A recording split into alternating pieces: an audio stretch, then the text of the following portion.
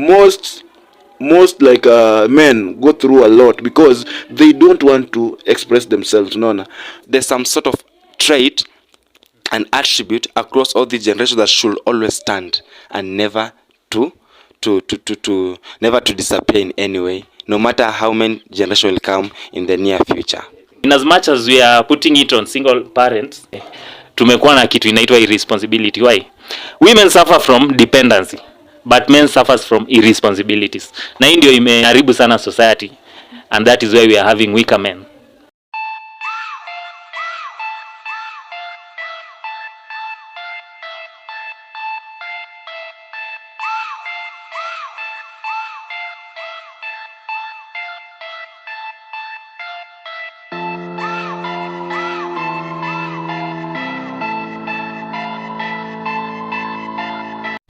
Hi there, welcome back to One God, One Mic. My name is Masi Mutindi and I will be your host for today. So today you might be wondering why I have a panel of men with me. Well, the topic for today is about masculinity and vulnerability, and I want to give my guest the opportunity to give us a brief introduction about themselves. Hi guys, my name is Chukwemeka Job. I'm Mutindi's guest today. Thank you. Hey guys, my name is Eugene Murabwa. I am your guest for today. Okay, so this topic about masculinity and vulnerability is a topic that is very intriguing and also a topic that is not spoken mostly, especially in our current generation. So even before we ponder to the questions, what is the definition of masculinity and also what's the definition of vulnerability? Masculinity, I'd say it's this the power that the man expresses maybe in I'd say in a relationship. When you talk about masculinity, we can talk about there's positive masculinity and we have negative masculinity, which will bring an aspect of male chauvinism when we talk about negative masculinity. For like a woman to submit to a man, I'd say it's something that comes naturally, but there are some which are not coming naturally. Eugene, you're a married man, right? So Eugene might know this. There's just that submission. Someone will submit naturally, and there's one which utaona it's being forced. Mostly on when I talk about the male chauvinism, I think I'd put it like that. That will look like a forced one, unaona. So I don't have much to say, but I'll just run with that line. Yeah. Okay, for me, I think masculinity, for me, I can define it as these are just attributes and characteristics that are normally portrayed in men and boys. And when we talk about vulnerability, I think is a way or a form where people are prone to certain victimization. Yeah, for example, right now I can say that boy child has become more vulnerable because when we go a bit back, we'll realize that girl child was vulnerable, but due to affirmative action and NGOs coming up and society coming up, banning things like FGM and early marriages, boy child has become vulnerable because right now we have other things which are introduced such as LGBTQ, whereby you find some of the innocent boys are even sodomized and no one is talking about it. So that is a good example of vulnerability to me. Yeah. Okay, so I have a question. So, okay, obviously, based on how our society usually is, for a man to show tears, that man is really considered as weak. Okay, but it actually depends. It's on a balance of probabilities, 50-50. There are those who are okay with it, and there are those who are objecting it.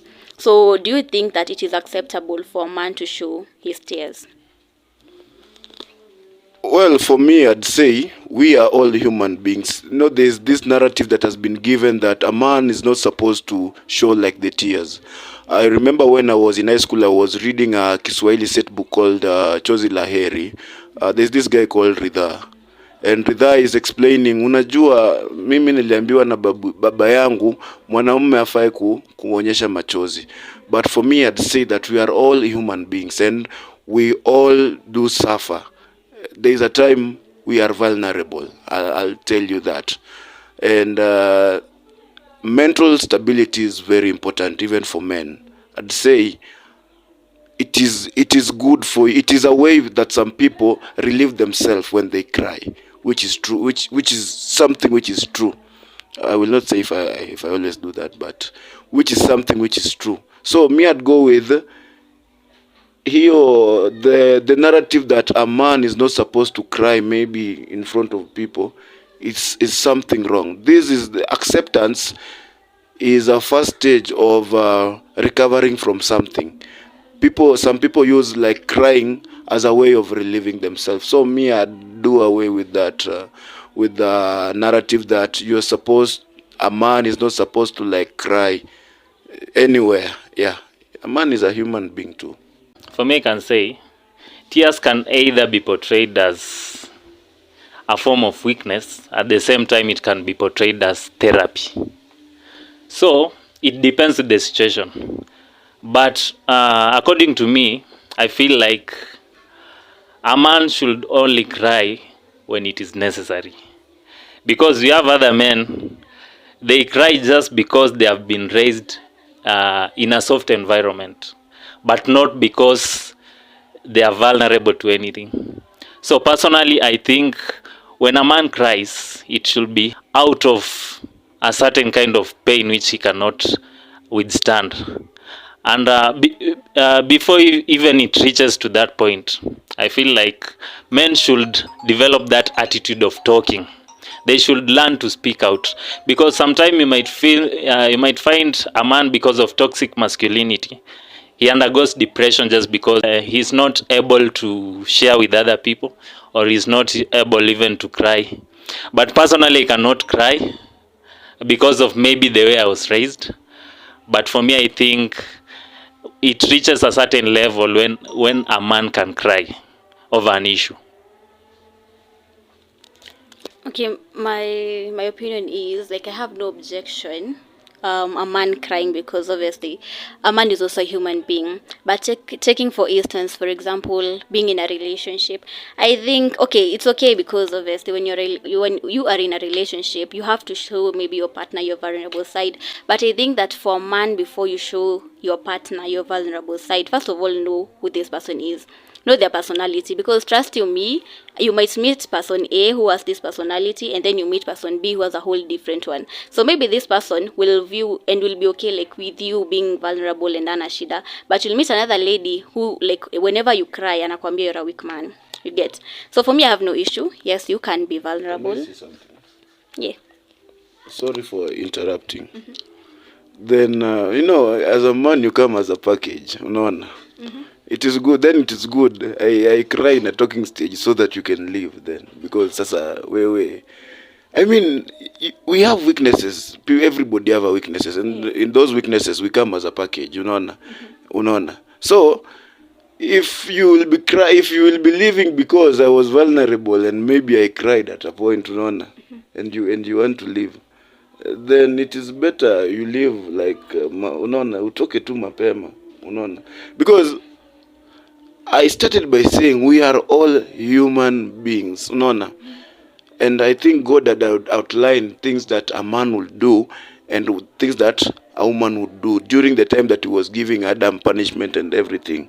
And I did not see where God said a man should not cry. A man would toil and sweat, yes. But I never saw anywhere that God said that a man should not cry. Unaona? That is the first thing that I want to say. Unaona? And I'll tell you, most like men go through a lot because they don't want to express themselves. Unaona? I heard Eugene say that there is how some people have been raised. Eugene, there is a way that some people have been raised. That's my point. Like there's a man who will be crying 24/7. Like no, not 24. 24/7 is not a normal person. That is not a normal person. You'll just cry 24/7. Are you normal? You're not normal. What are you crying, bana? Unalia nini? You see, like for example, for example, these men who are mama's boys, trust you me, they cry like 24/7. Okay. So there's that crying that a man can have that can really also piss you off as a woman. But I'm glad you didn't say there are some situation you can cry. Yes, that's the point. Hiyo mambo I love you nalia hiyo sasa hiyo tena ni ngumu sasa. Hiyo. Okay, for me I can say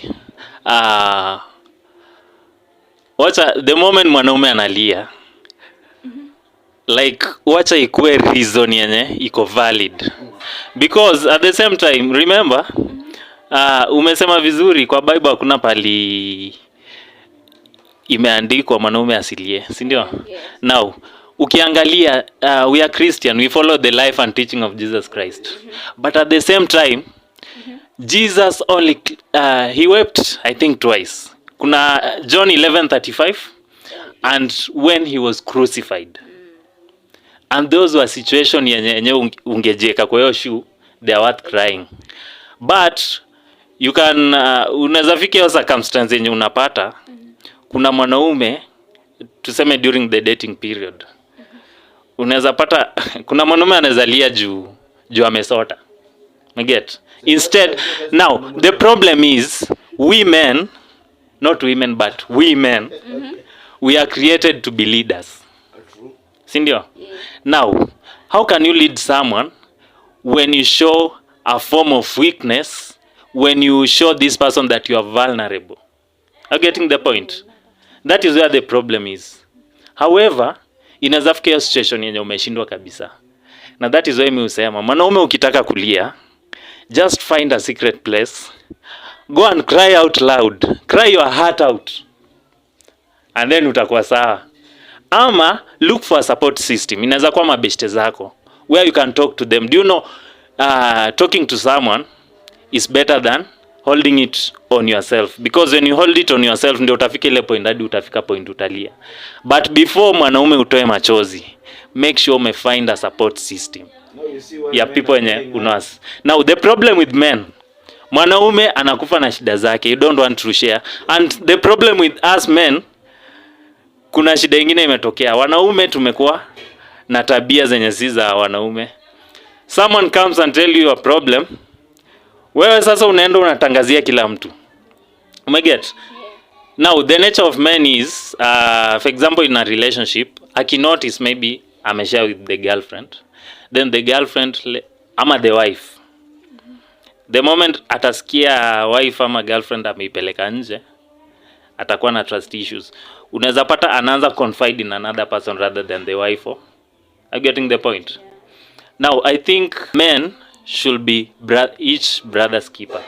Unaona the way wanawake wako na chama maendeleo ya wanawake, hiyo ndio unity wanaume sasa tunafaa tukue nayo, so that tunaweza solve hizi issue na hata pia tunaweza mentor even the young people, because nowadays we are raising a very weaker generation. Unapata hata wanawake ndio strong kushinda wanaume. Mwanamke ako na shida zake lakini ali, but mwanaume unapata analialia hapo. Na si kila shida yenye mwanaume unafaa kushare.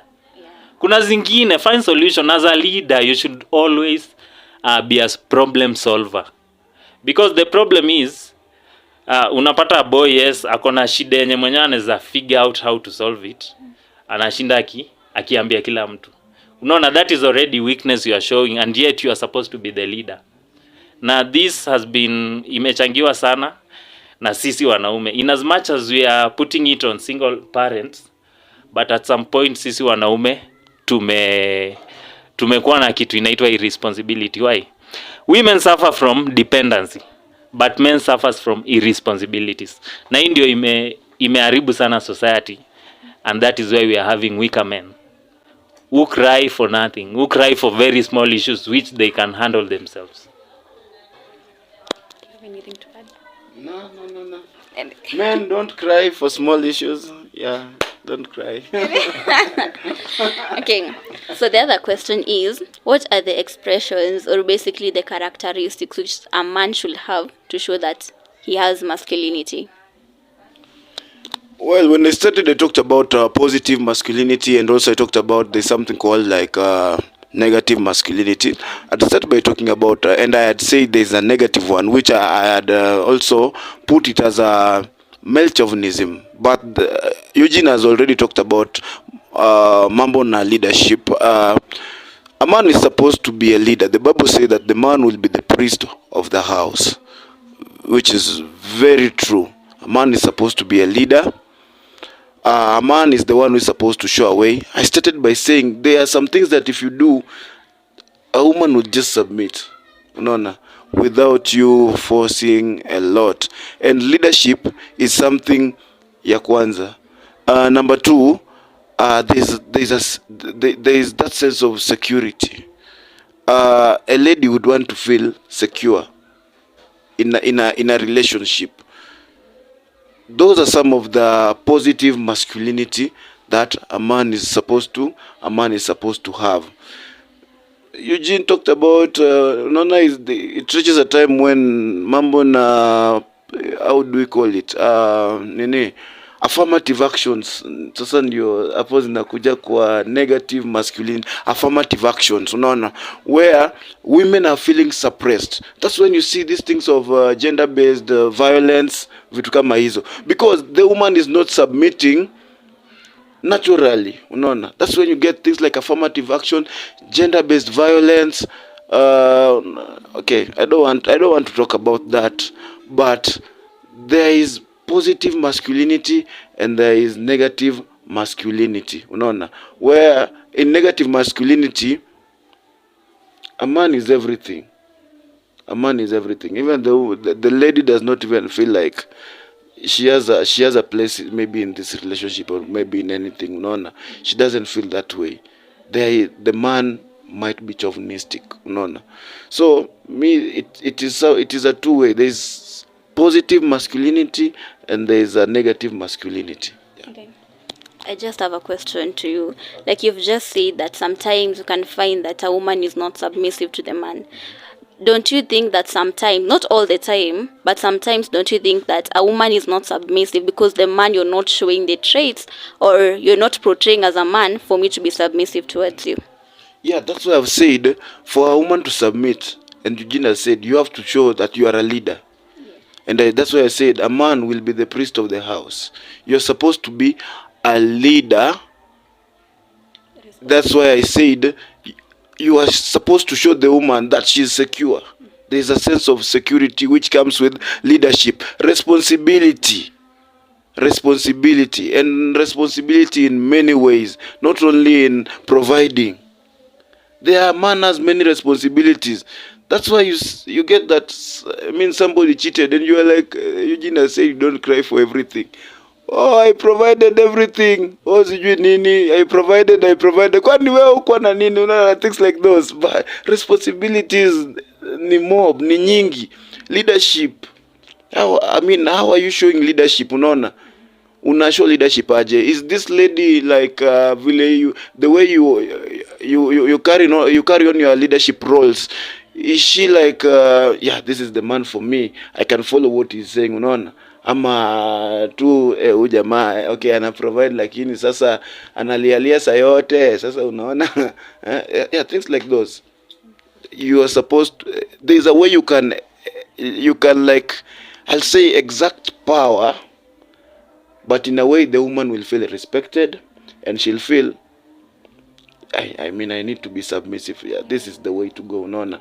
Lakini kuna ingine vita tu. But one thing I want to say, that anytime that a lady loves you, like truly loves you, trust you me, she will never have any issues with submission. As long as a man, you are playing your role as a man. Yeah. What are the expressions that show that a man has masculinity? Yeah. Oh. Okay, I think one of the expression is aggressiveness, not in a negative way, but in a positive way. Because, okay, I know men have different personalities. Okay, there are different types of men. Sometimes we have alpha male, we have omega male, we have beta men. When you talk of beta men, these are beta male. These are the kind of male who they are submissive in nature. And these are the especially when you go to companies, they prefer hiring beta male because they don't interfere with the workflow of the company. And then we have sigma male. These are the most intelligent men. They don't talk much, but they are very intelligent. These are normally geniuses.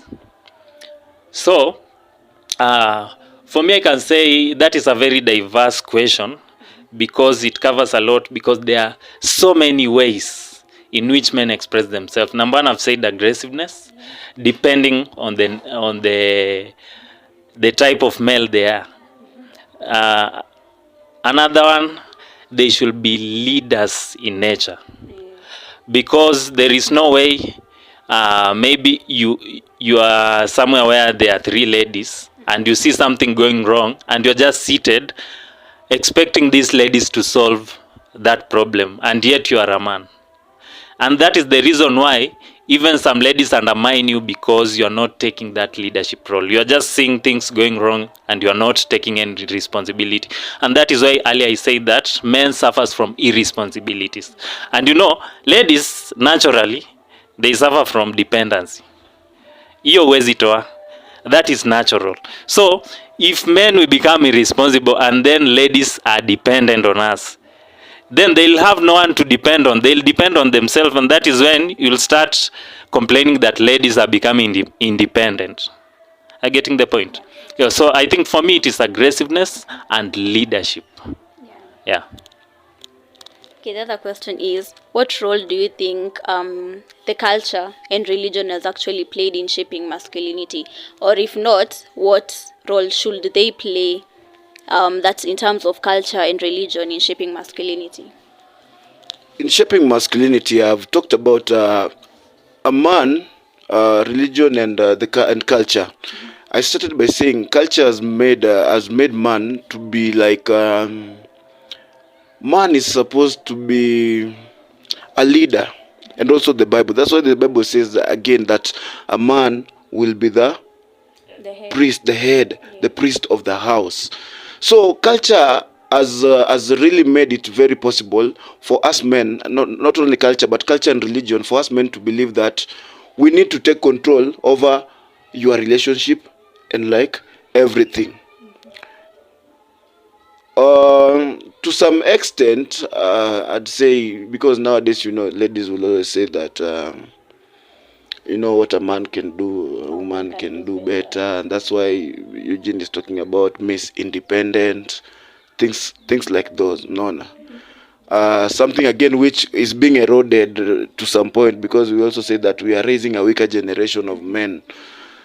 So the question is like, how has culture and religion like shaped us? I've talked about religion. The Bible expects a man to be the head of the nini. You will see even in culture, even when you're having like elder sisters, the culture would like even if you're the last one and you're the man, as in culture would want you to be the head of that family, even when your father is gone, long time gone. Culture will want you to be the head of that family, even when you're having like elder sisters who are above you. It will want you to be like the head of everything that you do. So I'd say that cultures and religion has really tried to shape that masculinity. It's also a wide topic, because I'll tell you that to some extent it has shaped it to be a negative masculinity, and to some extent also it has shaped to be a positive one.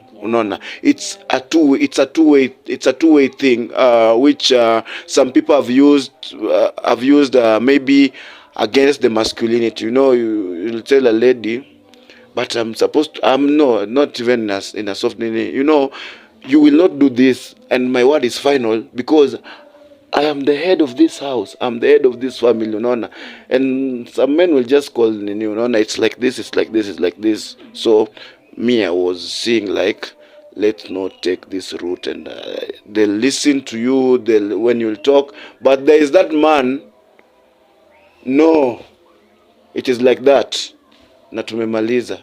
So culture and religion has really tried to shape to bring the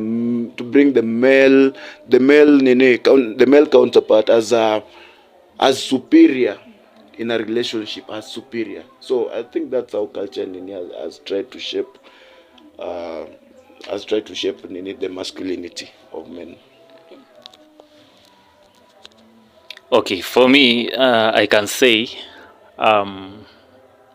when I talk about culture, I can also talk about traditions. I think when you talk about traditions, I can say there are negatives and positives. For example, there is something which we call patriarchy, whereby in so many traditions all over the world, even the white people from Asia, in the ancient time, a man was supposed to be the leader of the family, which is okay. However, there was a problem because ladies were suppressed in such a way that they were not supposed even to own any inheritance. They were not supposed to work. They were just supposed to stay home and be submissive to their husbands, which I think it impacted negatively on the femininity. When you talk about culture, I can say culture has really affected masculinity, especially when you talk about diversity of culture, because as we can see nowadays we have different cultures, the cultures which are not indigenous but modern cultures. For example, introduction of LGBTQ.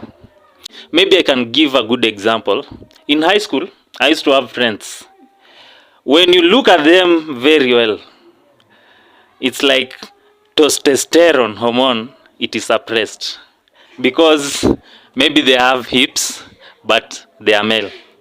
However, given the way that we were raised in that school, we used to take everyone as a man. And most of them, even right now, there are some who are married and they have kids and they are not homosexual.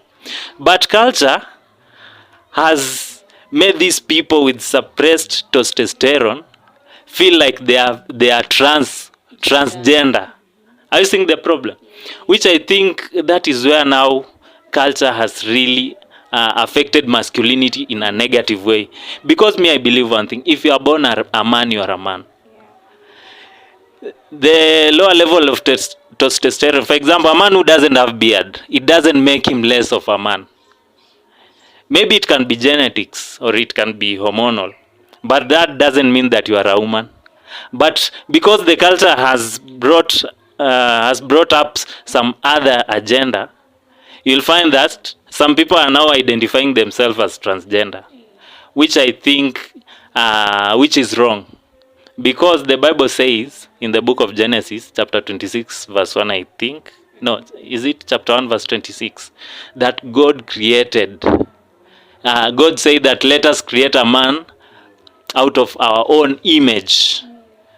You see? Meaning, initially, God created a spirit. Then later, you'll find that he put now the flesh to be a man. Are you getting the point? And then he created male and female.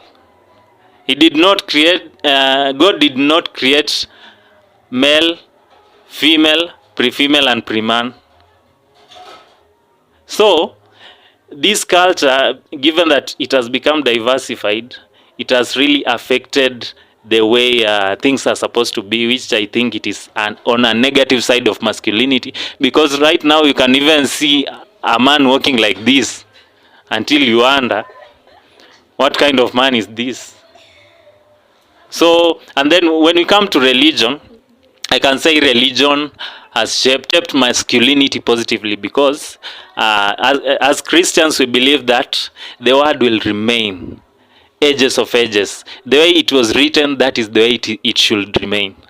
And then when we go to maybe other religions, I believe they cannot doctor any of the scriptures that they have.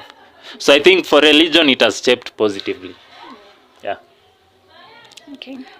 So the other question is, do you think that the traditional form of masculinity can be considered as a form of toxic masculinity? Back to my point again, positive, negative, depends. And Eugene has also said it's in two ways. Traditionally, a woman was not even supposed to speak where men were speaking. your contribution to any topic was not important. Unaona, I don't know if it's in every every community or every culture, but mostly even a woman's input to a discussion was not a discussion. In fact, as a lady, you are not deciding who to marry. Your parents will speak, not like today you will take somebody at home. During those times, your input was not important. Arranged marriages zilikuwa zimejaa sana, unaona. There were so many because they did not want to hear what you wanted to say, unaona. They knew the best for you. Your father knew the best for you. You come again in traditional masculinity. A woman, as I said before, when a man said it is like this, it is like this. We did not need your input in anything. So I'd say like traditional masculinity was more of a negative one. It was more of a male chauvinistic relationship. Back then in my high school, I read another book called how was it? Blossoms of Savannah, if I'm not wrong. There's a guy there called Ole Kaelo. You see, it's a Maasai story, something like. There's a guy there called Ole Kaelo, and you see Mama Milanoi, and now this guy wants to marry off the daughter. Mama Milanoi would try to talk to him. You see, Reshan, Tayo, these are still small girls, but you see, the book had described him, unaona, and had said Ole Kaelo most of the time was an angry man, unaona. Even Mama Milanoi would not want to argue much, unaona. So when he had said that Tayo would be married to this man, it was final, unaona. And even to the daughters, when he was telling them, I think there's a time he had even slapped Reshan because Reshan was against it, and he was like, no, it has to happen, unaona. This story brings a very traditional, a Maasai traditional way of life. A Maasai traditional way. It talks about even FGM and everything. Women's input there was not needed. Reshan is being taken through circumcision, but against her will, because her father said must be. The person who is supposed to marry. You're not supposed to say circumcision. Just say female genital mutilization. No. When you say circumcision, it sounds good. Good. No, it doesn't sound good. The fact that I'm talking about a lady, unaona. The fact that I'm talking about a lady, no, but circumcision is English. Yeah. It is English. We can't change that. It is an English word. You get it? Yeah. Yeah, I get it. No, it will not look good, guys. It was the lady. We are talking about a lady, guys. So, you see, umefanya hata point imepotea na nilikuwa najikumbusha story. Okay. So, but you see, Reshan is taken through FGM against her will. Because the father said, no, because there's a man called not even Olarinkoi. Who is this man? This Randy Egot. What's his name? We don't know. Okay. There's a guy there who wants to marry Reshan now. Because he's told Ole Kaelo, by the way, me, I cannot marry your daughter because she hasn't gone through circumcision. That is why Ole Kaelo is insisting, you have to go through that FGM, unaona. But her input is not being brought. Now I'm talking about a Maasai culture. Her input, they are not trying to even to look at Reshan's input, unaona. So I'll stand by my point.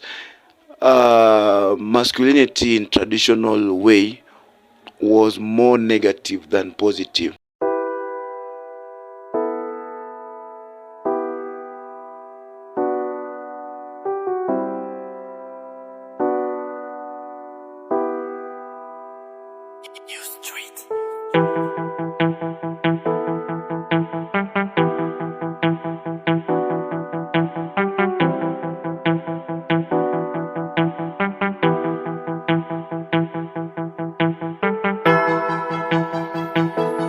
Okay, Okay, so the next question I had, does the presence of healthy masculinity lead to the development of weaker men in the society?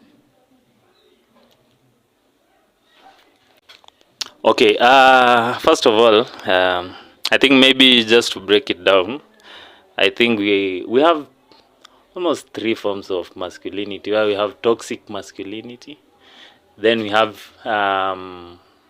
traditional masculinity, and then we have healthy masculinity. Now, for me, I can say healthy masculinity, because already it is a healthy masculinity, I don't think it leads to weaker men. However, at some point, when someone misuses that privilege of having that healthy masculinity, it can also make you weak. For example, in traditional masculinity, we believe that a man should not cry. However, when you look in a health perspective, sometimes men live a very shorter, they have a shorter lifespan compared to women, because women express their emotions by crying, and sometimes it enables them even to offload the depression in them. So at some point, I think when you misuse that healthy masculinity, it can make you a weaker man. Yeah, that's my take. My name is Joel Masinde, and I'm humbled to be here. Now, to respond to the question asked, I feel like I should take us through a journey through generation, because I feel somehow the presence of healthy masculinity, there's some men who have felt, or rather who have appeared to be weaker, and they have been trying to fight back to win the traditional attribute of what the roles, the attributes, the behavior that are expected of men. Like for an instance, we have close to around 4 generations, and I want to take us through generation for us to understand something a bit unique here. We had the silent generation, and on this silent generation, which took place from within the year 1928 to around 1945. It is the year whereby the world experienced what we call the World War II, which occurred between the year 1939 to 1945. You see, through this, men acquired some sort of stability, and after the World War, a number of men, they had involved themselves in fighting for their countries, and you'll discover most of the men, when they came out from this World War, they gave themselves so toughly to the work ethic and a lot of things. They went out to provide for their families. And so how masculinity was defined in that era, now which was known as the silent generation, it is totally different. So I'm taking you through the journey to understand in different generations up to the generation that we are in right now. From 1945, from 1946 to around 1964, we had what we call 2064. That was from 1946. We had a certain generation that was known as the baby boomers, and you'll discover, and on these baby boomers, a number of individuals who had participated in the World War II, they found themselves as well in participating in some sort of war that was actually in Vietnam. That was in the year 1955 to around 1970 something. There was some world war that was occurring in Vietnam, between the north and south of Vietnam, and you will discover this war was actually escalated by it's assumed some part of United States, they stirred up this war. The people who had involved themselves in the silent generation, or rather the children of some fathers in the silent generation, they found themselves also participating in this world war. Well, again, now we are able to see men participating so deeply, and now you'll discover here masculinity again was redefined. How? Because in this generation, in this year, men began to own things such as cars, men began to buy properties, and so a man was defined by properties. You get? So now we moved from the place whereby a man was able to provide for his or her family, for his family, and now the man is defined in his masculinity as one who is able to own properties. Without properties, it was no longer defined. from 1960 when from 1965 then to around 1980 we had another sort of generation. Now these are the children of the silent generation, and of course now the earlier children of the baby boomers. That was known as the Generation X. Now Generation X began to fight back for their masculinity status. Actually, it is within this Generation X whereby men and women they began also to involve themselves in the workforce. Also, women began to attend to work. Also, and you'll find some women they end up taking up the role that was initially considered to be the role for a man. You getting back? And so, man found himself in a place of fighting back to regain back his position. Now you'll discover in this era, in the Generation X, a man and a woman, or rather in a family setup, the father and the mother, both of them, they will go out to attend for some work, and so children will be left behind. And in fact, you'll discover there's something that was known as, was it the latchy kids? The kids will go to school and they come back home, they find home that is empty, with no food, no one to take care of them. Why? Because men and women, they were already in the workforce. You see? So now this was one of the very difficult era that I feel, because man was expected of two things. You need to provide for your family.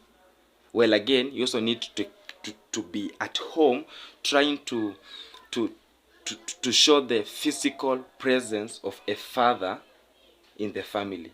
So the man was trying to also to fight back to regain his role now as the man. From there, now in the year 1981, that was 1966 to around 1980. Now from 1981 to around 1990, is it 1994 and 95? Now we had a very wonderful generation known as the millennial, or rather Generation Y.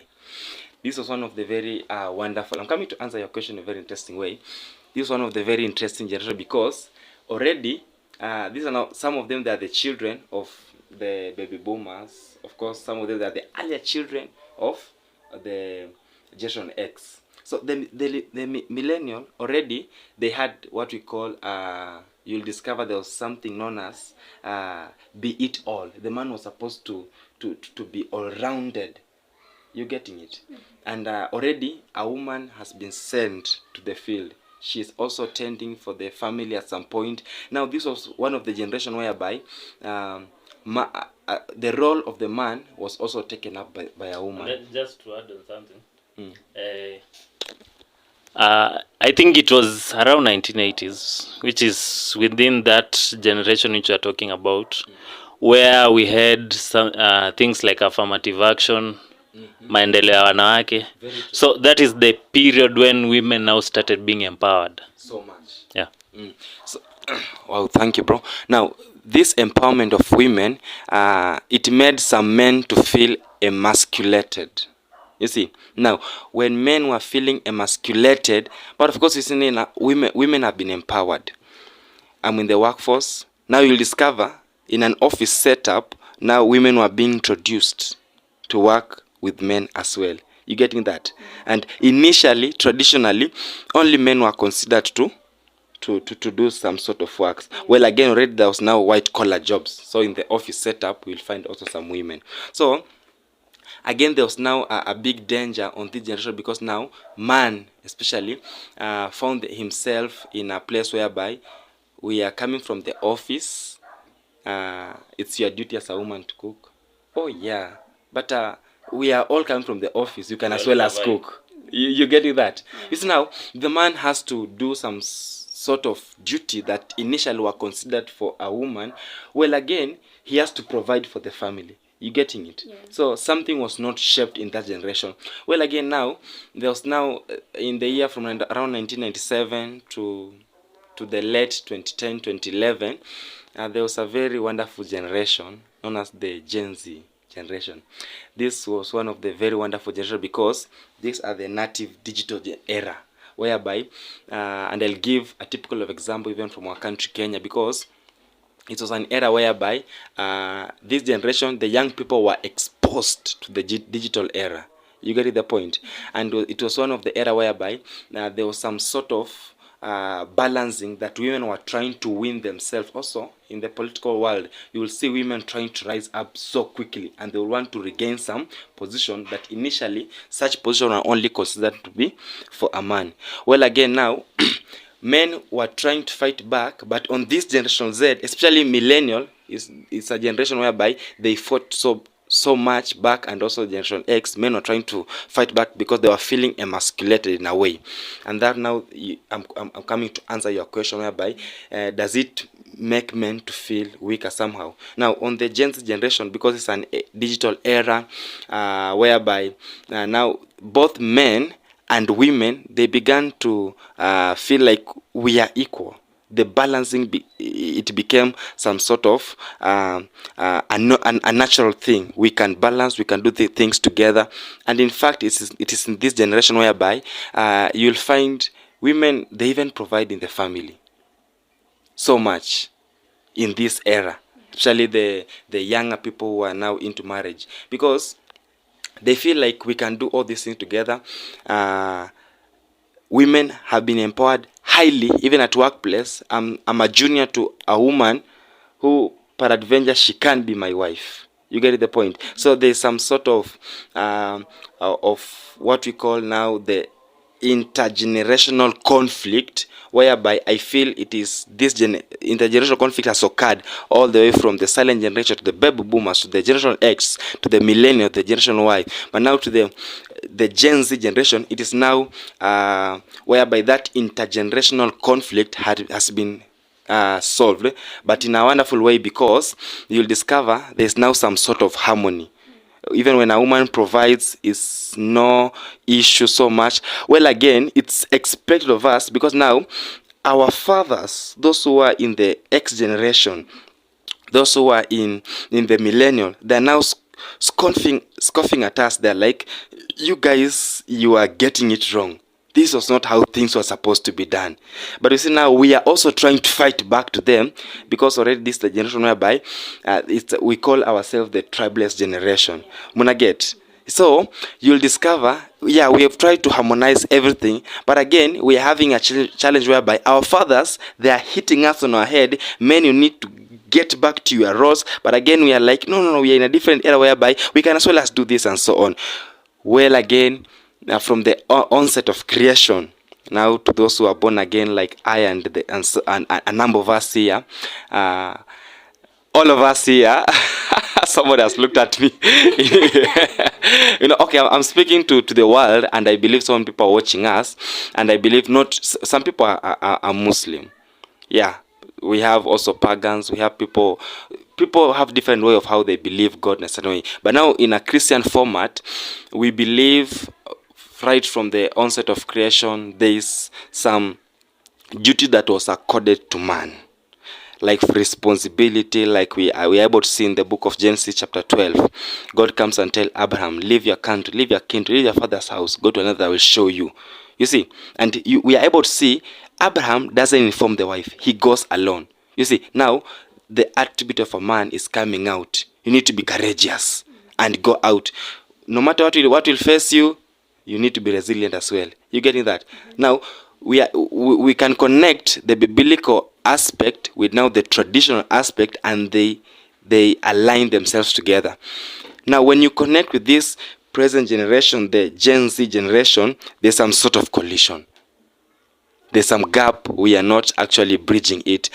But well, I believe even some years to come, even the Alpha generation that has now come up, which began there 2012, in the present days and some years to come, there's some sort of balancing. I believe it will come forth, because once a generation has given birth to a certain generation, there's some attribute they borrow from that generation that has given birth to them, because now they are our parents. Some sort of traits we shall carry it.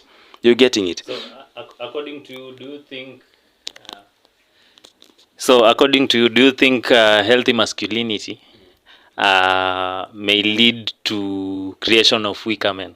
I'm coming there. I felt like I need to begin somewhere Sasa when I give my sentiment watu wasishangae sana mbona anasema hivyo. So now I'm going to answer this question. At least I've taken us throughout the generations I promised, and we are able to see how some men felt emasculated, how they were trying to fight back. Now conclusion on that aspect, whether healthy masculinity is able to lead to weaker men or rather strong men, I'm going to give my answer in two folds. Because analyzing on how generation has been responding to change of things based on how the world and generation are evolving, to some highest degree, healthy masculinity has led to some weaker men. It has led to some weaker men somehow. I don't know how I should give this example, because, like for an instance, just a bit. So I think I get your point. There is a saying that tough situations creates stronger men. Yeah, sure. So when you look at this generation,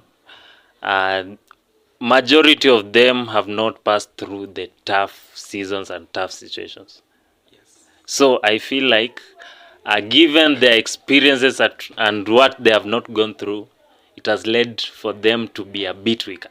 Yeah, very true. Yeah, you can continue. In fact, you've concluded whatever I wanted to conclude. You've done it well. But well, again, this is an analysis that should be made within a set of generation. Yeah. Like we are analyzing it per generation. Because you cannot analyze some sort of healthy masculinity has led to weaker men on this generation.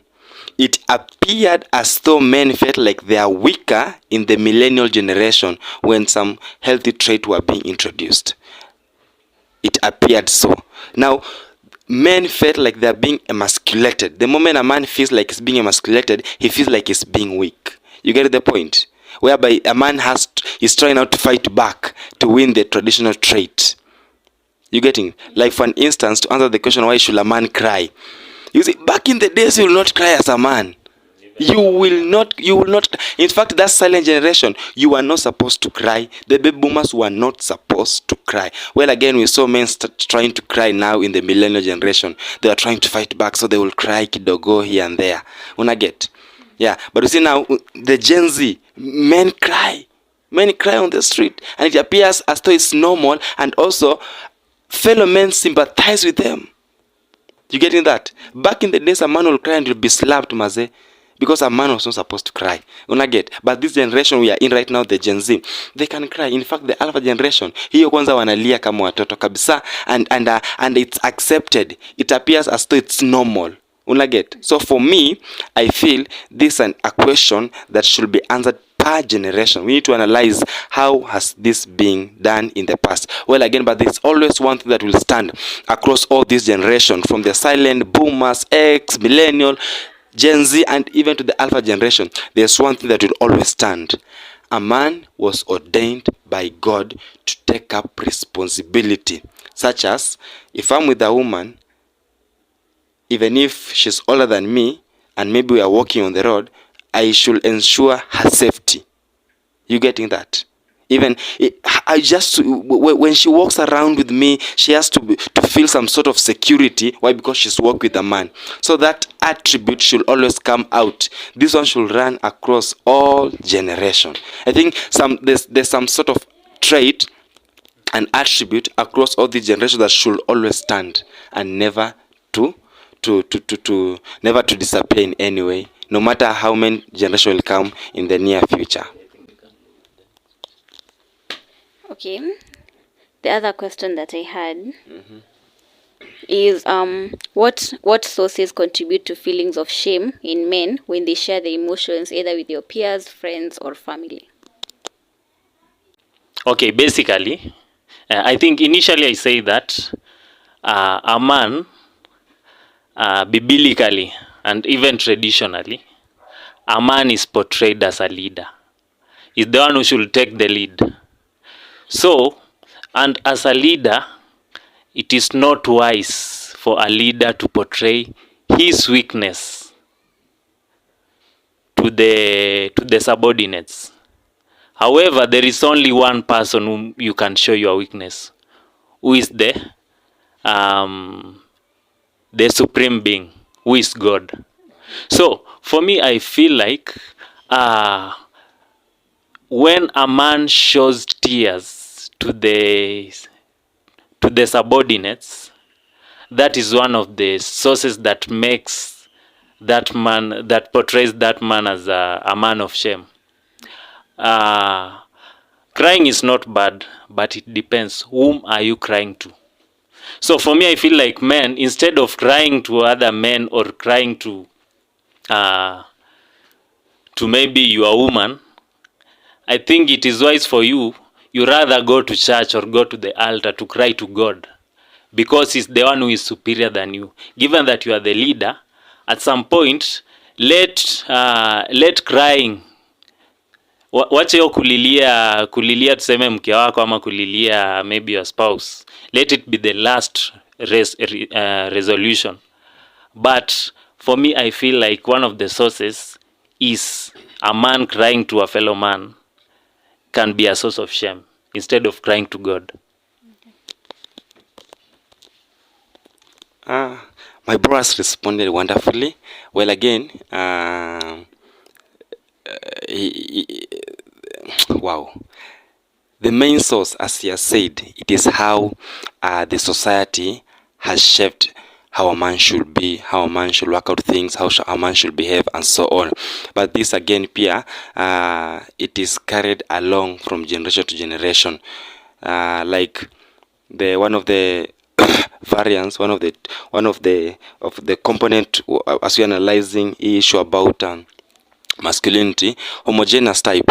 Ile like a man is strong, a man should be assertive, a man should be resilient. You see, hiyo cry haifai kuje, unaget. But again, now we'll discover this trait inafanya as a man, I just feel like I cannot cry based on how it has been shaped for a man to be.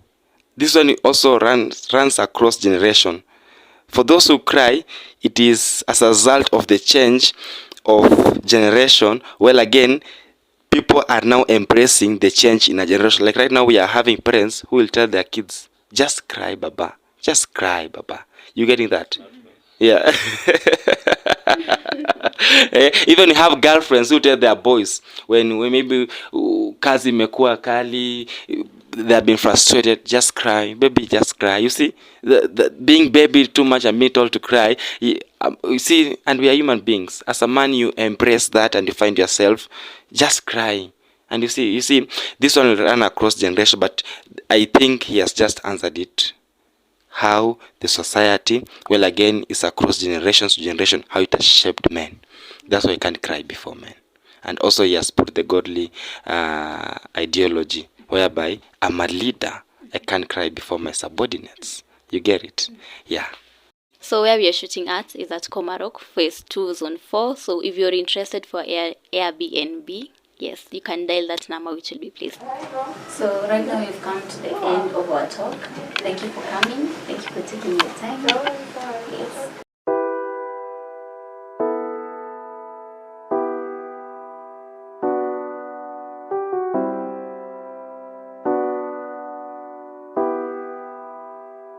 You street.